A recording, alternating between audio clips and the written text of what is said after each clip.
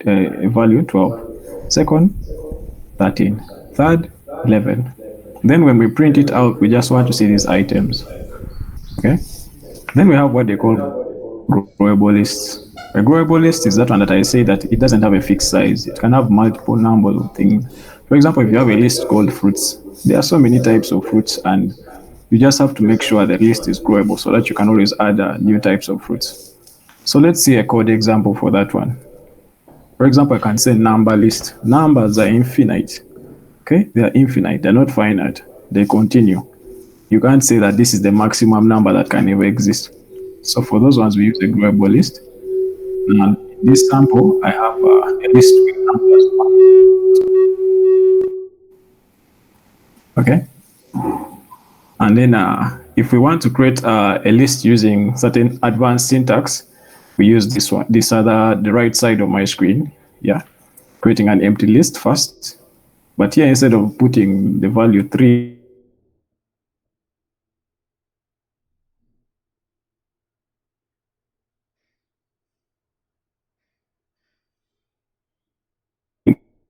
compiler that we want you to give us an empty list that later on can be able to accommodate and boundless numbers of items.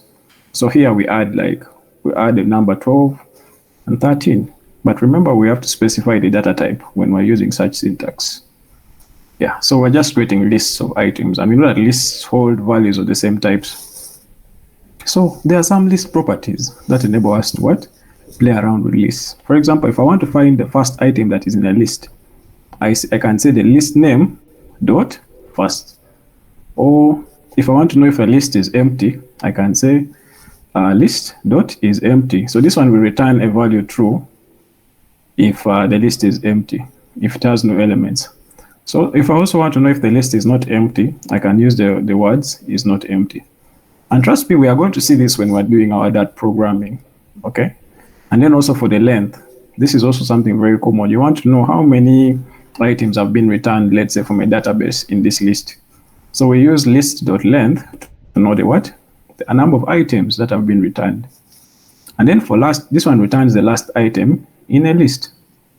Okay. If I want to know the number if I've been adding people to, let's say, a list of students, but I want to know the last person on that list. So I can just say the list name dot last, and it returns for us what? The last item on that list. Okay. Then reversed. This one here contains when you let's say you have a list of items, let's say integers, and you put 1, 2, 3, 4. So when you use the reversed, it will reverse it. You'll have 4, 3, 2, 1. Okay. And then this one here also, it checks whether a list has only one item. So if you use it on a list that has more than one item, you get an error. Okay. And we shall learn how to handle errors when we start Flutter development. Yeah. So on top of these actions are not really used to manipulate lists a lot. These ones just tell you about what a list has. Okay. But then when we really want to manipulate lists, we have list operations. For example, in order to add an item into a list or insert, there are certain functionalities we can follow to insert items. Then, if we want to update certain items in a list, okay, we also use certain functionalities, certain methods that we can use to update those items. And then sometimes there are items that are undesirable in a list, so we need to remove them. So we use those methods for removing those items. Okay. So here we look at an example of how to insert an element into a list. Okay. So when we say mutable lists, when you hear the word mutable in programming, it means something that can be changed. Okay. Something that can be changed. So a mutable list is a list that can be modified. It can be changed. For example, in this code snippet, we have a list L which has items 1, 2, 3. So we want to add 12 to this list. So when we print this, definitely it will give us results 1, 2, 3, and 12. Okay. And then there's this one. If you want to add more than one item to a list, not adding one at a go, we use the list.addAll method. Okay. So this one will add, these items 12, 13 to the list that already exists, which is 1, 2, 3 list items. So when we print, we shall have all those methods. And then there is insert and insert all. Okay, so that supports adding elements at specific positions in a list. Okay, sometimes you don't want to just insert, because when you use insert, if you use the others for adding, it will add those items at the end of a list.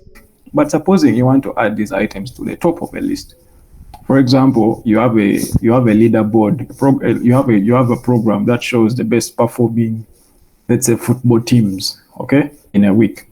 Okay, so there's always going to be a method that helps you update. Okay, if let's say some team has been beaten from position 1, is now on position 3, you'll use such methods to say, okay, at index 0, remove that team, put it on this index, then you pick the one that is in this current index 3 and put it at index 0. Okay, so these are the methods that help programmers achieve such functionalities. Okay, so yes, when I explain using real world examples like this, you tend to see what we actually use these methods for. So those are all lists. We see lists of items everywhere. Okay. Yeah. So let's see an example of insert. So here I've made sure I include the sample output. So here I say if I have a list 1 with 1, 2, 3, I want to insert the value 4. Okay. At index 0.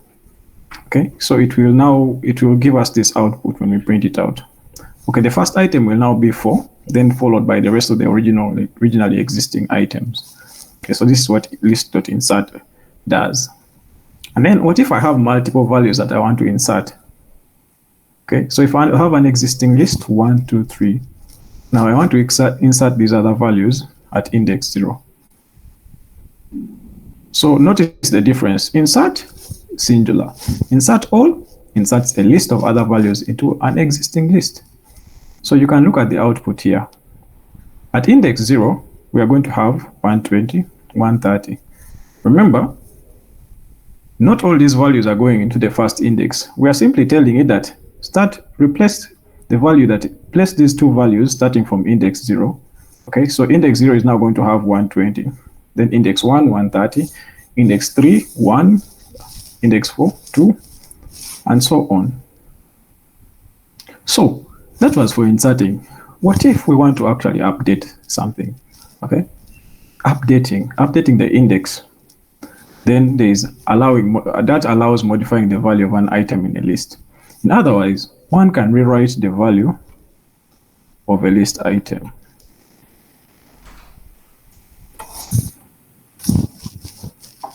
Okay. So here is a code example. When we have a list L with items 1, 2, 3, and we want to update the value that is at index 0 to 1, 2, 3, this is what we do. We say L squared bracket 0. We now want the new value to be 1, 2, 3. Now when you print, remember, you see that 1 is no longer there, and the new value at index 0 is 1, 2, 3. Yes, so this is what we do when you're updating by use of an index. Then L here has values 1, 2, 3, 4, 5, 6, 7, 8, 9. And then we have a print statement that simply prints out what this current list is items. So the value of the list before replacing is here. So this is just to make sure it shows you what has changed. And then the next code we have tells us that we want to replace items that are from index 0 to 3 with values such as 11, 23, and 24. Okay. So when we look at our code, we shall see that in the items that are at what? Index what? 1, index 0, 1, 2, 0, index 0, 1, and 2 have been replaced. So this is actually a counter.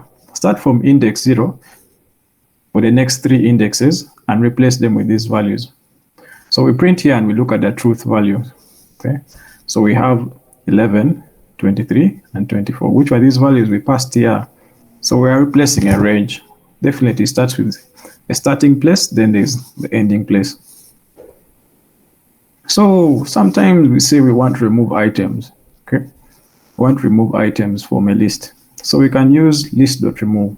And this function removes the first occurrence of the specified item in a list. Okay, it returns true if the specified value is removed from the list. Okay, so if you want to write code that checks whether it actually removes, you can create a variable that waits for the returning object. So list.remove, then the value you want to remove. So this value represents the value of the item that should be removed from the list. Remember this one here. Let's say if we have a list of numbers 1, 2, 3, 4, 5, 6, 7, 8, and I want to remove 1. I'll just pass it there. And also if I want to remove, let's say 4, I'll pass 4 here.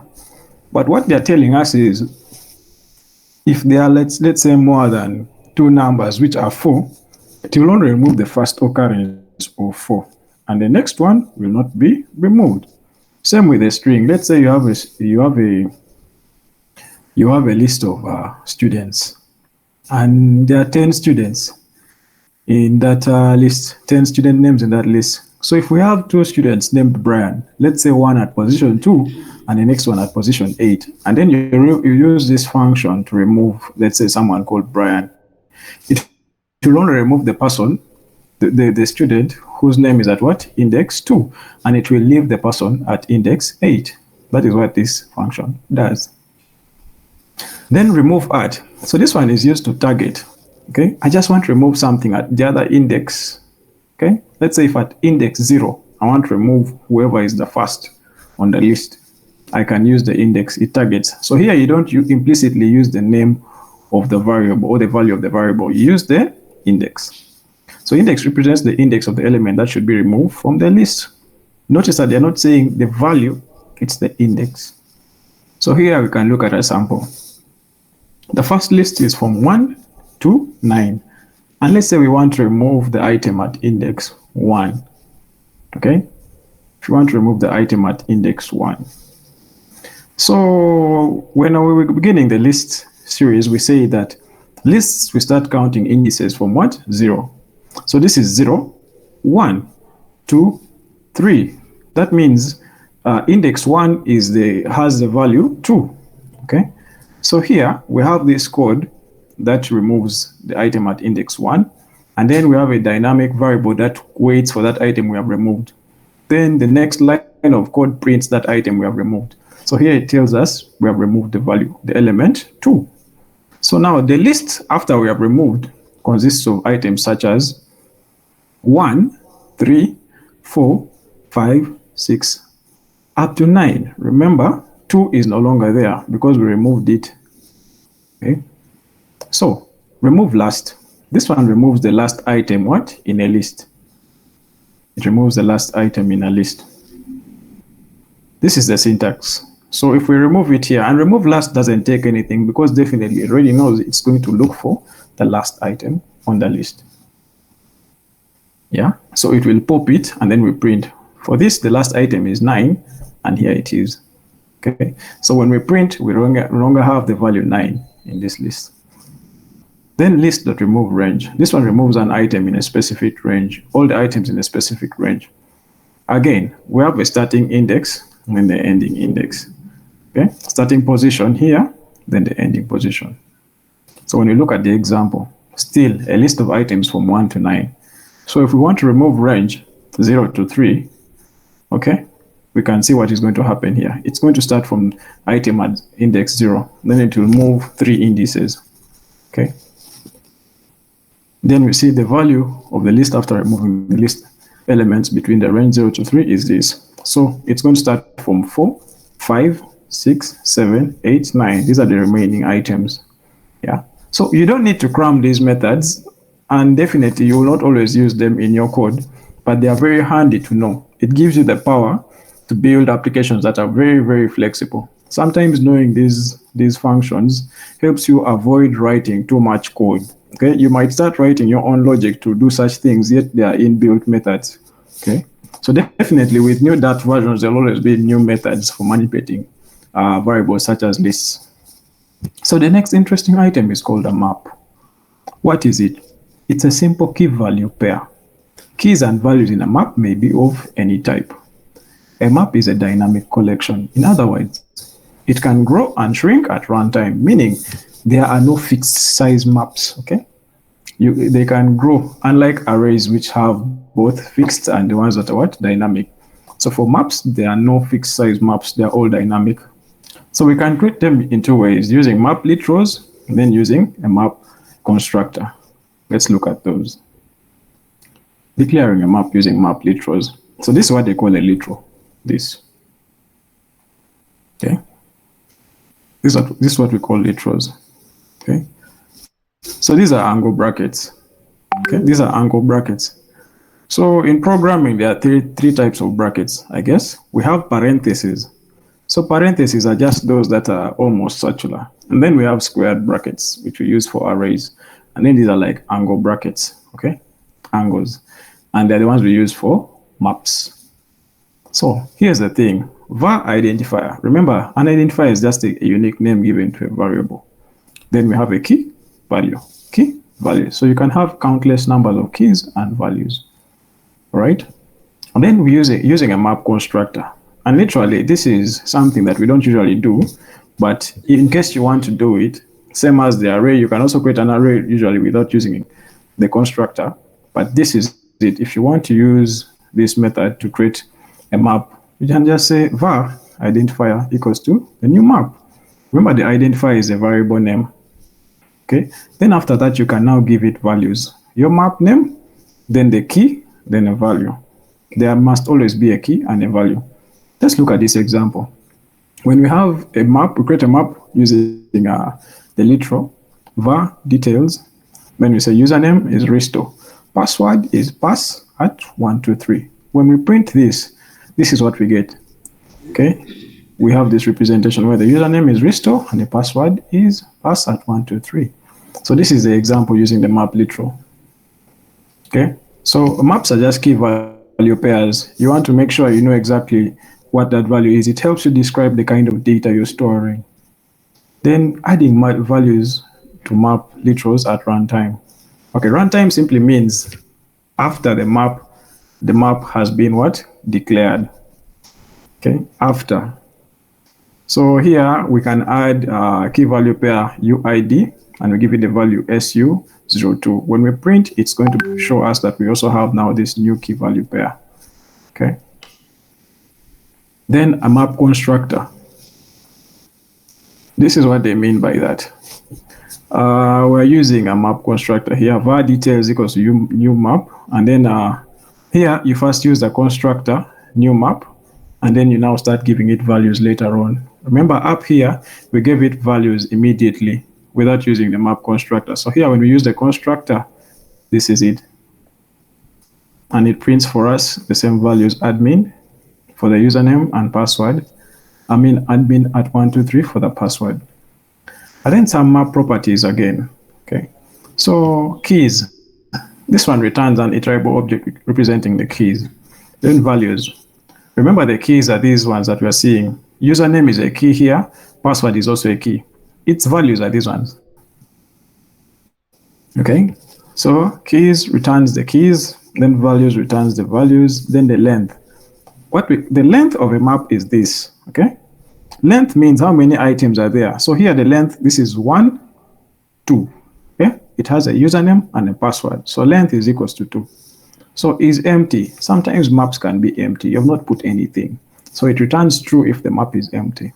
Then is not empty returns true if the map is actually what? Full. It has some items, and false if the map doesn't have any.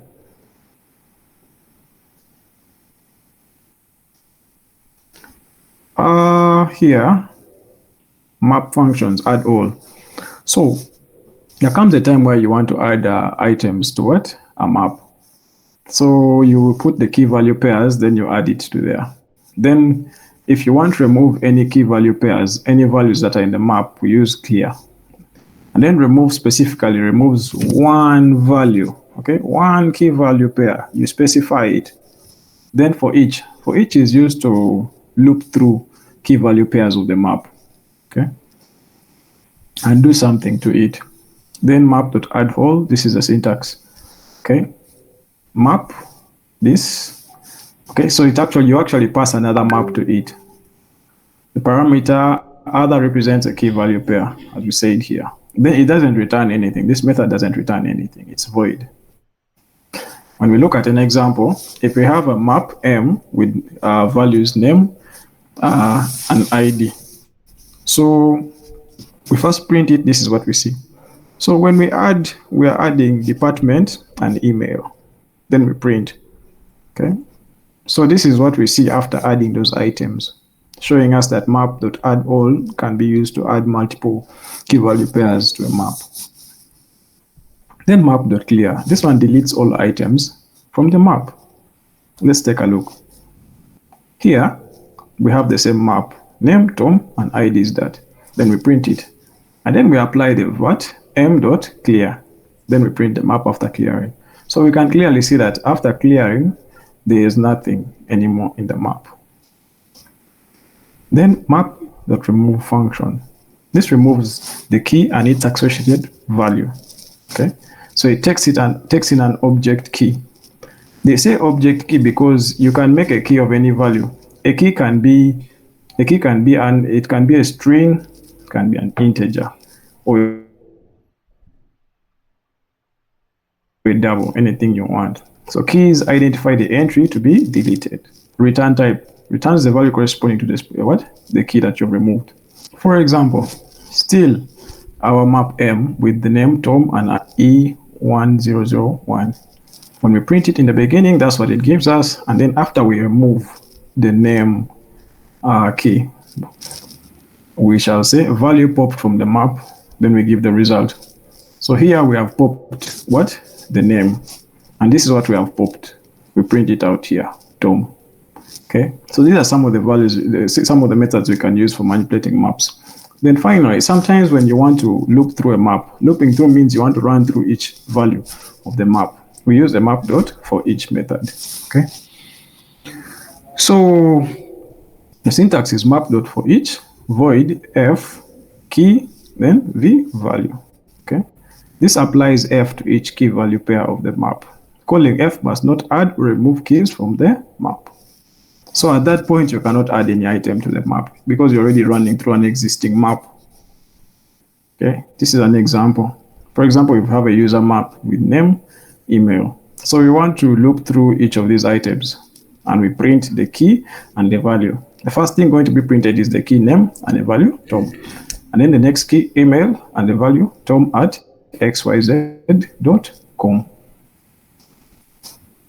And then we have what they call enumerations.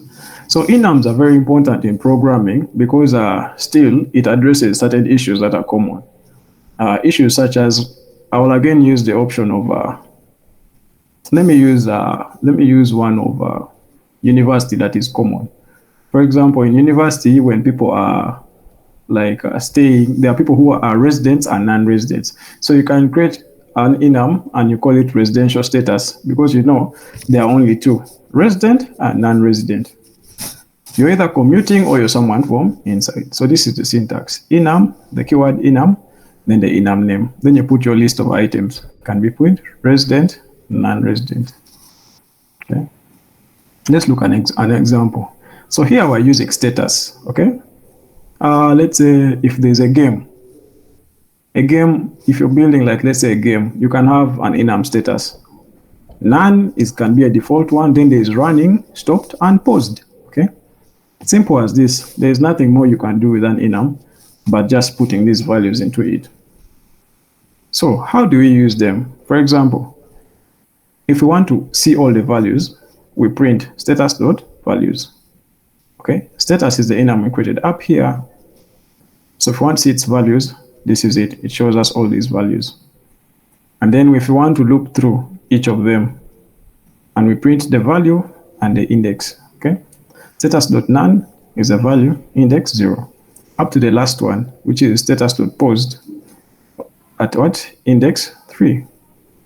Remember, indices don't necessarily show the exact number of items. So these are 4 items, the first one, second, third, fourth.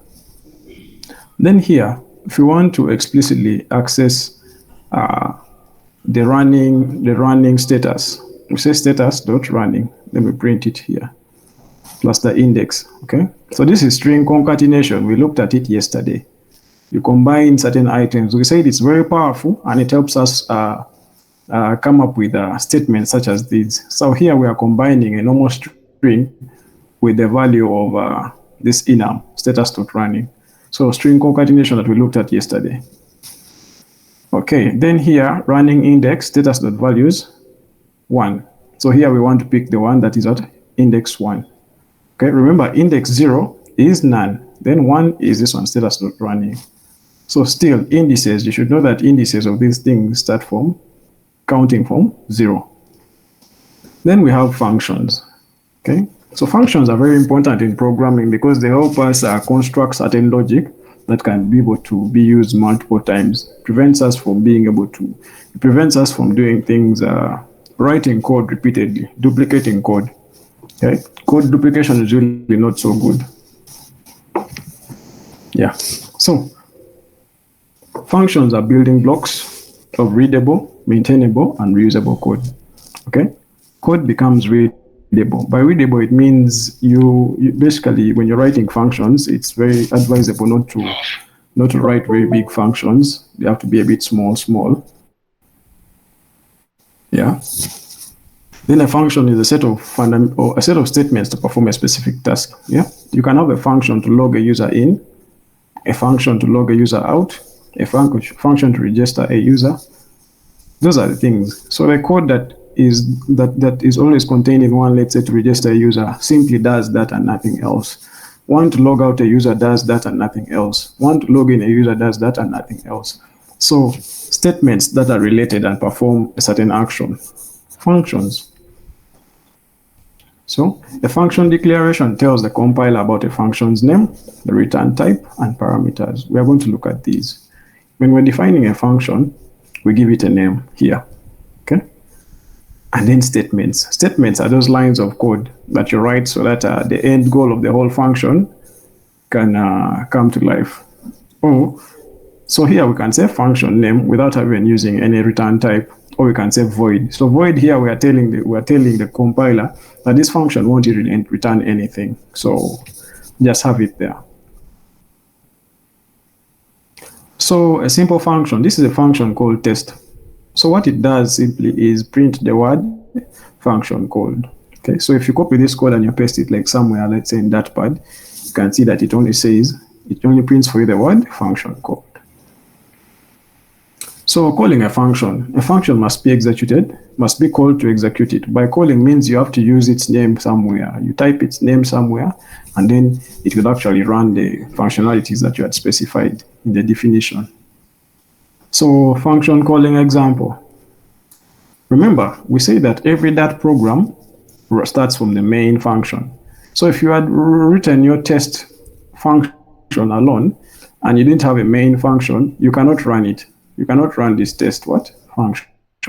So here, to run our test function, we have to run it inside the main function. So main functions are the entry point for every Dart program. So here, when we run it, we see that it says function called. It prints for us the words function called. So returning functions. Returning functions are functions that return data of a certain type. Okay.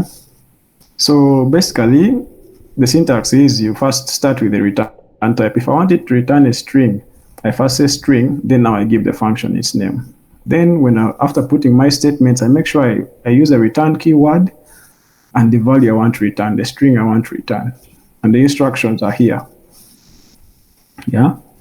So let's look at an example. If I have a function, string test, I say return, then here hello world. So I want this function to return a string hello world. Okay.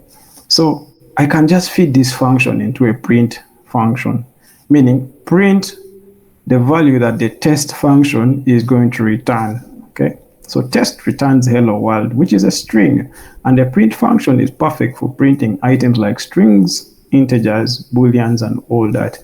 So it will print for us this value, hello world. Okay. Then we have what they call parameterized functions. Okay. So I was using the example of, let's say, a function like logging in. Definitely, if you want someone to log in, we need to know their emails and passwords. So a function like logging in will always have what they call parameters. Okay, parameters are a mechanism to pass values to functions. They form a part of the function's signature. Okay, parameter values are passed to the function during its invocation. Unless explicitly specified, the number of values passed to a function must match the number of parameters defined. We are going to look at that more. So required positional parameters. If we have a function with the function name, the data type and the parameter 1, data type parameter 2, so those are 2, okay? Then we have our statements. We have to always what? Pass some values to it. So if we say we have a function test param, then the first parameter is int n1. So int is a data type, okay? And then the value, then the identifier here is n1. So this is the variable name, okay? Then the next parameter here is a string with the variable name s1. So in the function, we print the value of n1 and we print the value of s2. So in our main function, we now pass a value. So you're passing 1, 2, 3. Which is the same as n1. Then also you're passing a string called this is a string, which is the same as s2. So the output will, when you run this code, it will print 1, 2, 3, which is n1, and then this is a string, which is what? s1. Okay. Then we have what they call optional parameters. Sometimes you define a parameter, but you don't really need to pass a value to it. Okay. And they can be used when arguments need not be compulsory, passed for functions execution. So a parameter can be marked optional by appending a question mark to its name. Okay, optional parameters should be set as the last argument in a function. So we first look at the optional positional parameter. Okay, so we use square brackets to specify such. Okay. So this is the syntax, basically void function name param1, then optional param1, optional param2. So if an optional parameter is not passed a value, it is set to null. Null simply means there is no value assigned to a variable. So here, I see an example. N1, this one is not optional. Then the second one is optional, S1. We have put it inside what? The squared brackets. So when we print, okay, if we look at test param up here, we're only passing 1, 2, 3. There is no comma to pass the second one. So definitely when we print n1, it's going to be 1, 2, 3. Then s1 is going to be null. Then we have named parameters. So named parameters, you actually want to give your values good names. Okay, so unlike positional parameters, the parameter's name must be specified while the value is being passed. So we use curly braces to specify the optional named parameters. The syntax, void function name, then a, this one is not optional, then the next one is optional, optional param1, optional param2. Okay, then the syntax for calling the function, here we give the optional parameter and its value. Let's look at this code snippet. Okay, so here we are trying to, we have called this function 3 times to try to show the example. First time we call it, we are only passing one value, n1, which is 123. Okay. The second time we call it, we pass 123, and then here we use the named value. Remember, up there we were not what? We were not specifying the name of the parameter, but here we're specifying it. Okay. So here we're saying s1 hello. Okay.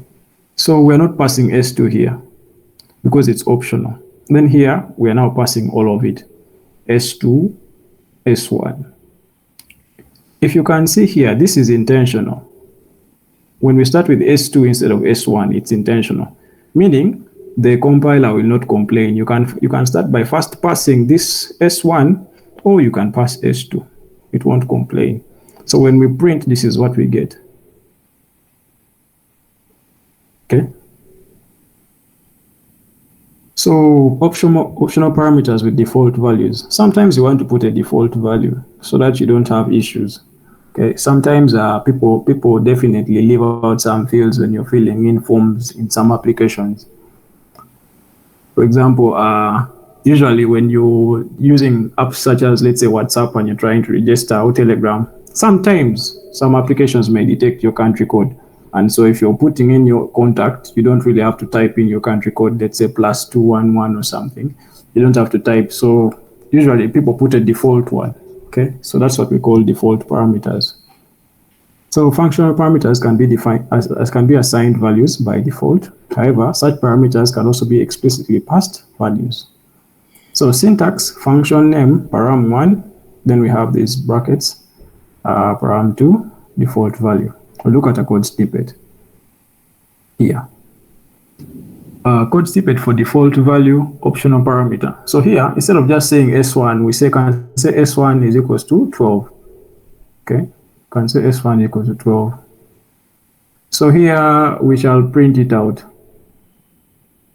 When we call this function test param and we print without passing the second value, it will print N1 as 123 and S1 as 12 because we gave it a default value. So it won't raise any errors. So this is also a safe way of programming. So we have recursive that functions. So recursion is a technique for iterating over an operation by having a function called to itself repeatedly until it arrives at a result. So it is best applied when you need to call the same function repeatedly. Okay. For example, yesterday we were looking at factorial. So here, instead of using the other methods of factorial, we define a function, and this function will run multiple times. It will keep calling itself. Okay. So how do you know that a function is recursive?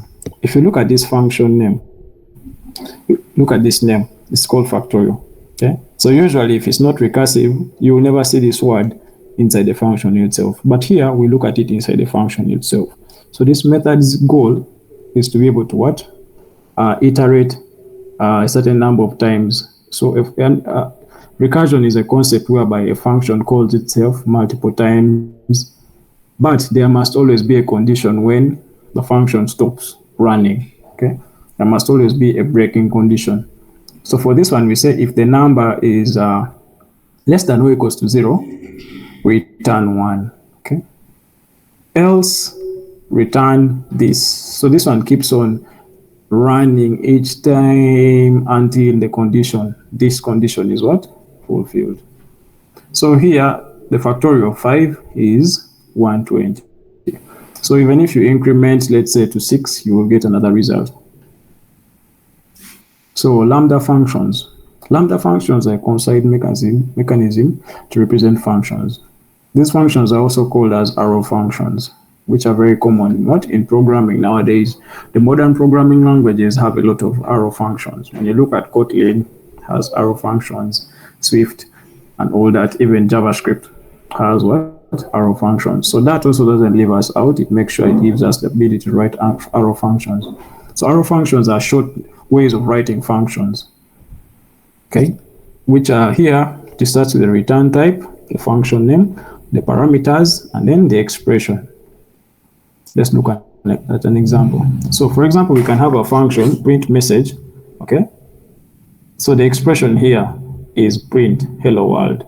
So you are assigning the expression print hello world to this arrow function. Okay, so when we call this arrow function up here, print message, it is going to print hello. Okay, then we have a function test with a return type of int.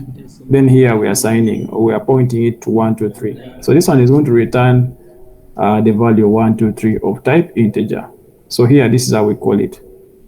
We just call it straight into our print function so that we see the value that is being returned. Okay, so these are arrow functions. They shorten the way we write certain functions. So now that we've finished functions, the rest is just about creativity. Okay, when you're writing functions, you just be creative. You write it to do anything you want. So the next thing is interfaces. Okay, so an interface defines the syntax that any entity must adhere to. Interfaces define a set of methods available on an object. Okay, so that itself doesn't have a syntax for declaring interfaces. Yeah, so this is something that can be explained in a way that when you look at some other programming languages, not all features that are found in one programming language are also found in others. For example, if we look at a programming language like Java, it has a unique way of defining interfaces. But when it comes to that, we just use class keywords themselves to define interfaces. Okay. So here we say classes should use the implements keyword to be able to use an interface. It's mandatory for the implementing class to provide a concrete implementation of all the functions of the implemented interface. In other words, a class must redefine every function. Okay. Syntax in implementing an interface. We use the class keyword, then the identifier, meaning the name of the interface, the name of the class. When we say implements, then the interface name. Okay. Then there's a program we're going to look at whereby we are declaring a class printer. So the console printer class implements the implicit interface declaration. So the printer class, the main function creates an object of the console printer class using the new keyword. So let's look at this practically. So we say that in that we don't actually have a keyword for interfaces, but we can actually use the keyword class to define what we call interfaces. Okay, so basically, usually when we're programming, let's say professionally, sometimes we work in teams, so you have to create interfaces. Okay, interfaces are basically, let's say if I want to build a login system, I can create an interface here with the word login interface, class login interface, and then I will say, let's say, check that password is okay. Those are methods. Check for password, validate password, validate email, then also some other checks. Maybe I can check the IP address for systems that are not supposed to be run on accessed by people who are not allowed. Check IP address, things like that. Okay, those are interfaces. But I don't put the logic. I just put the name. Most times I don't put the logic. Okay, but you can choose to put the logic, then you do what they call overriding. So here we look at a class or an interface printer with a method print data, and inside it, there's a statement for printing data. So here, the console printer class implements the printer interface. So when we implement the printer interface, we must redefine this method print data. Okay, so we put here printing to console. So this is what shows the difference. Okay, you actually implement. By implementing means you're rewriting the methods that were in the other interface inside the class. Okay, so this will also make sense when we start Dart programming, or when we start Flutter programming. So this is the output, printing to console. So it no longer, when we call it here, it will not print what was in the interface, it will print what is in the class. So when we're implementing multiple interfaces, so a class can implement multiple interfaces. Okay. So an interface names are separated by what? A comma. We can look at this. So in this code snippet, we have two interfaces. We have calculate total and calculate discount. So calculate total has a method with a return type of integer, and it returns the total. The default is 0. Calculate discount has a method with a return type of int. It's called return disk, and has a value. It returns a value 0. So when we have a calculator, we can implement those two interfaces. First being calculate total, then calculate discount. And the order doesn't matter. You can start by saying calculate discount or calculate total. Okay? So here, the most important thing is to make sure you rewrite these inside here and give it an implementation. You give it a body. Okay? So here, instead of returning 0, I'm returning 1,000. Then here, instead of returning, let's say, the discount, I'm returning of 0, I'm returning 50. Okay, so when we print here, let's say we will create a new object. This is what we call instantiation. Okay, or we call this instantiation, creating an object of a class. And then we try to access these values using the dot operator. The gross total is equal to C dot return dot.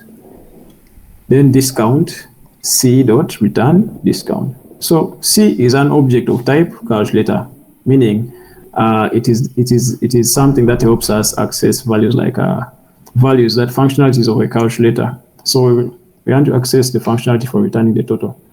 Then we want to access the functionality for returning the discount. So when you run that program, it will say this: the gross total 1,000, and the discount these statements that we see in the main function. Okay, so now that we have looked at interfaces, we want to look at classes. So here we're going to try to take our time. Okay, we're going to try to take our time with classes, because in that programming, almost everything, in Flutter programming, almost everything is a class. The widgets, you're going to see a text widget, it's almost like a class. Images, those assets, lists, columns, rows, animations, all those are classes. Okay, when we look at state management in Flutter, classes. So the concept of classes is very, very important for us to be able to write applications and actually understand the logic behind it. Okay. So, what is a class? Okay. We can't understand a class, what a class is, before knowing what object-oriented programming is. Okay. So, object-oriented programming simply means that we are able to create items called objects using blueprints. For example, if you look at a car company, let's say Lamborghini. Lamborghini can have a blueprint, okay? A blueprint, meaning a design for creating a certain Lamborghini, let's say Aventador, which is a Lamborghini type. Okay, so there's a blueprint for creating an Aventador. One blueprint, but that blueprint can be used for creating multiple Aventadors.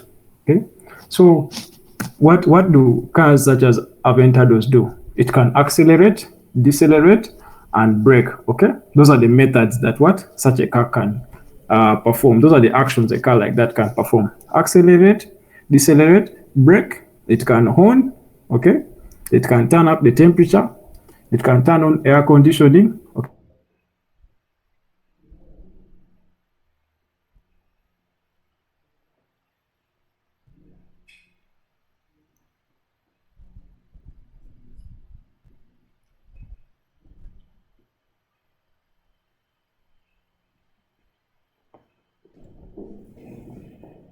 All attributes. Okay. So not every Aventador is going to be, let's say, yellow or black, or not every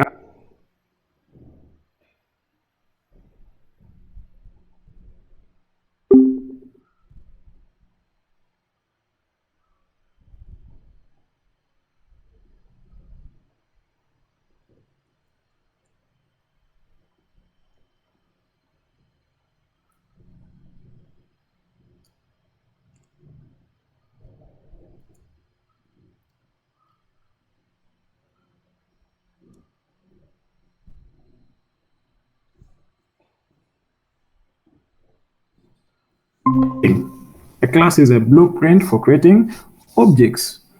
Okay, so you can have an object. Let's say every car you see right now, let's say when you look at Range Rovers, let's say Range Rover Sport of a certain year.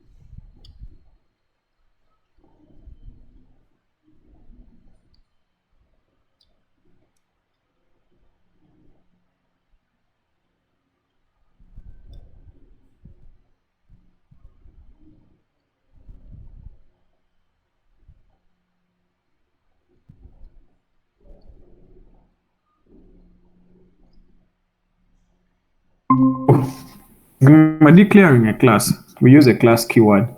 Okay, the class definition starts with the keyword class followed by the class name. and the class body enclosed by a pair of curly braces. So here we look at the syntax. Class name. So we can have the fields, we can have getters and setters, we can have constructors and functions. Okay. We already looked at what we call functions. We haven't looked at constructors, we haven't looked at getters and setters, but we are going to look at them shortly. Okay. A class definition can include the following. The class keyword first of all, followed by the class name. And the rules for identifiers must be considered while naming a class. For example, you can't have a class called class again in programming, or you can't have a class called int. You can't have a class called string, because those are names that are reserved for the programming language. You don't again use it. You use something different. In programming, there are identifiers you can never use to what? Create your variables. Same applies to the class. You can't start creating a class called class or a class called function. Okay. So those are reserved things in programming. You don't use them. So those are the rules they say that you must adhere to. Other than that, a class has fields. Okay.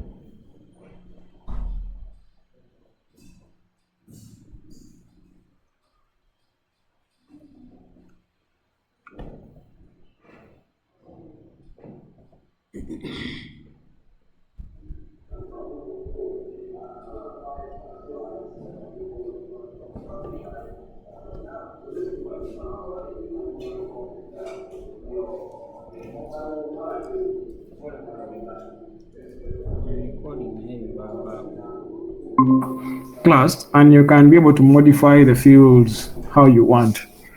Okay. So here the example declares a class car. The class has a field named engine. The display is a simple function that prints the value of the field engine. So this is just a function. These are the methods, okay? Displaying. So this is where you can have accelerate, brake, what. Okay, then the other attributes I was telling you, like color, has rims, has spoilers, okay? Yeah, so those are fields, okay? So when you look at the real world, it really shows you that programming tries to bring items that are in the real world and we represent them in terms of code. So that this is how computers are able to understand and do things for us. We are just trying to use this shows you that we're using an approach of problem solving in computing so that we make our programs useful. Otherwise, no one can use programs that are not useful. Okay, so creating instance of the class, like we said, an instance is simply like an object of type a certain class. So to create an instance, we use the new keyword followed by the class name. For example, var object name is equals to new, then the class name. So if you want to pass some arguments, you can pass the arguments. Remember, these squared brackets, when we see them here, it simply means the arguments you want to pass may be optional. They may or may not exist. The new keyword is responsible for instantiation. Remember,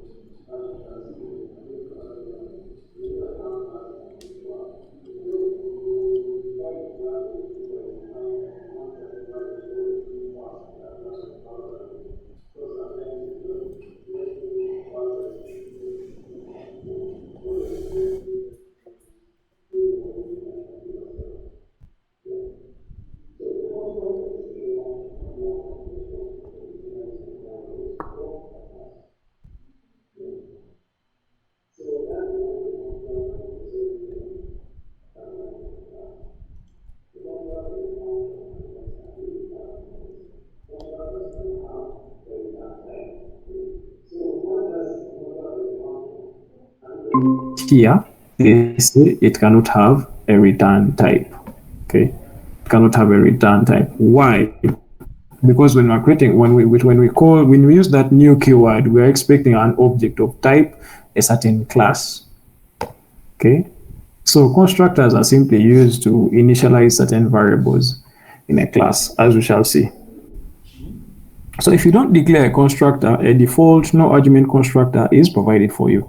You may not see this, okay? You may not see it, but the compiler always has it.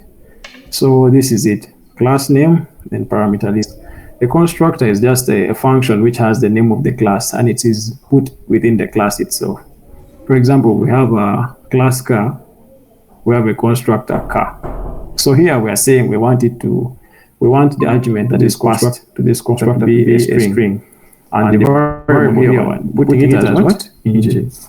So basically, what the constructor does is it accepts an argument, then it prints it. Okay. So when you create a new object of type car, we shall have to pass this value. Remember, you only pass this value if there's a constructor that is parameterized. By parameterized meaning it is expecting a value. Okay. So for this case, it expects a value and it prints it.